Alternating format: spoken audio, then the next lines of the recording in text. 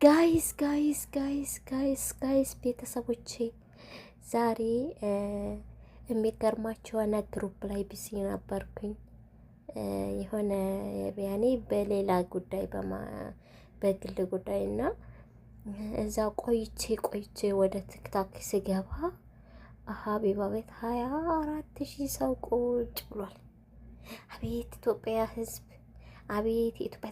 በዚህ ሁኔታ እኔ ግን የፈራሁት ዶክተር አብይ ራሱ ዝናሽን ይዞ ወይም ደግሞ ዝናሽ ዶክተር አብይን ይዛ ሀቢባ ቤት ቀጣይ መምጣታቸው አይቀርም ማለት ነው። የአዲስ አበባ ህዝብ ሁላ ሀቢባ ቤት እየተዳኘ ነው።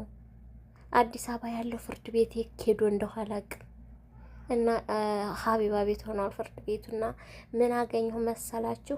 አንድ ዲቦራ የተባለች እና ቢን የሚባል ልጅ ሀቢባ ቤት እንደ እሳት እየተነዳደዱ እንዲህ ነው በነገር የምትወጋው፣ እሱም ይመልሳል፣ እሷም ትናገራለች።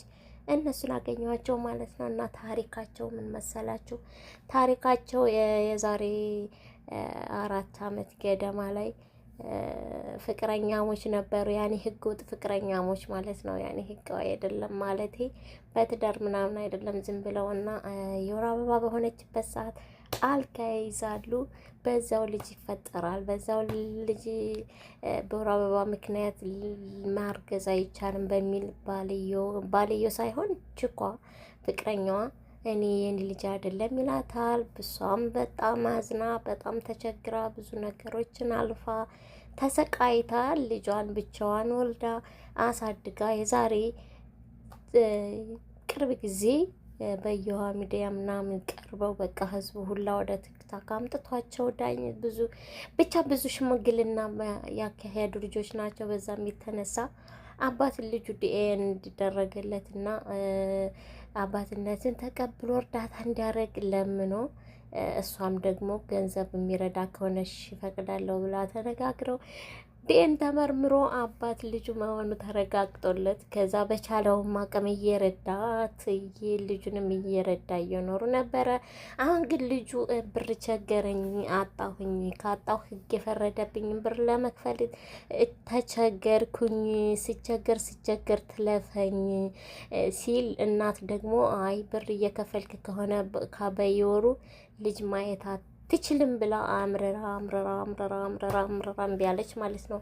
እና በጣም ነው የሚደብረው። እነሱ በተሳሳተ መንገድ ያመጡት ልጅ ማለት ነው። እንደዚህ ለዓለም መሳቂያ፣ ለዓለም ጉድ ማለቻ፣ ለዓለም መዘባበቻ ማድረጋቸው በጣም ይደብራል። አሁንም ቢሆን በልጁ እጣ ፋንታና በልጁ ፍላጎት እሷም የመወሰን መብት የላትም፣ እሱም የመወሰን መብት የላትም። ልጅቱ ሁለተኛ አባትየውን ልጅ አላሳየውም፣ ገንዘቡንም አልፈልግም ብላ በዚህ ተስማምተው ወጥተዋል። በጣም ያሳዝናል። ግን ዞሮ ልጅ የዛሬ ልጅ ማለት ነው የዛሬ ልጅ እንኳን አይደለም ይሄ የ4 ዓመት ልጅ ቀርቶ 20 ዓመት ራሱ ቢሆነው ማለት ነው አድጎ እናቴ ማነች እናቴ የት ነች ብሎ መሄዱ አይቀርም። አባቴ ማን ነው አባቴ ጋር ብሎ መሄዱ አይቀርም። እድሜው ዘመናዊ ነው፣ ጊዜው ዘመናዊ ነው። አሁን ይህ ልጅ እንግዲህ 7፣ 8፣ 9፣ 10፣ 11 ዓመት ሲሆነው ስልክ ይይዛል። ስልክ ሲይዝ አባቱን የማውራት እድሉ ቀላል ነው ብዬ አስባለሁ። ምክንያቱም አባቱም ፌመስ ነው፣ የታወቀ ነው። እርግጠኛ ነኝ እናቱ ምንም መጥፎ ብትሰብከው እንኳ አባቱን አግኝቶ ከአባቱም ደግሞ የተወሰነ የመረዳት እንትን ሊኖረው ይችላል ብዬ አስባለሁ። እንደዛ ከሆነ ደግሞ ልጅ ምንም ቢሆን ዞሮ እናቱም እናቱ ናት።